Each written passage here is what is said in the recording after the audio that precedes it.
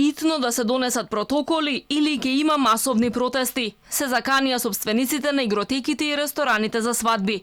Пред пропаст се над 1000 компании кои не работат повеќе од 5 месеци. Финансиската ситуација дополнително им се компликува, бидејќи не добија помош за исплата на плата за јули. Институциите без размислување ги санкционираат. На многу од овие компании им се блокирани сметките, а УЈП веќе им пуштила опомени пред извршување поради неисплатени плати.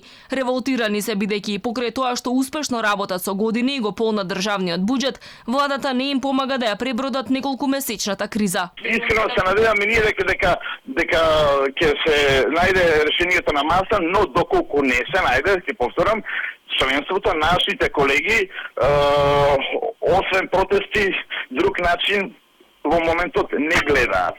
Јас мислам може многу лесно да се избегнат протестите и може да се издаде решение за нашите проблеми настанати. Пак ќе повторам, не по наша вина. Ние сме затворени со уредба од страна на владата поради светската пандемија. Овие компании многу пати им доставија на надлежните според нив издржани предлози за отворање на игротеките и рестораните за свадби по примерот на државите од регионот, но засега конечен одговор нема. Ако властите одлучат овие објекти да останат принудно затворени, фирмите бараат итни мерки за да може да ја преживеат ковид кризата.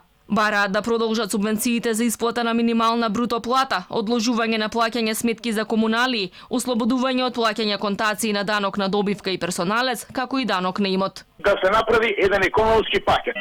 Секој правен субјект минатата година отворил X промет, да речеме.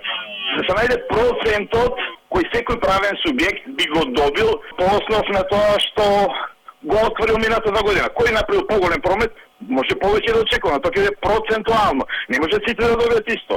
Игротеките и рестораните за свадби сметаат дека по пример на некои држави треба да се спроведе мораториум со репрограмирање за кредитите кои треба да ги враќаат на банките до крајот на годината. Инаку овие над 1000 компании стојат затворени од средината на март.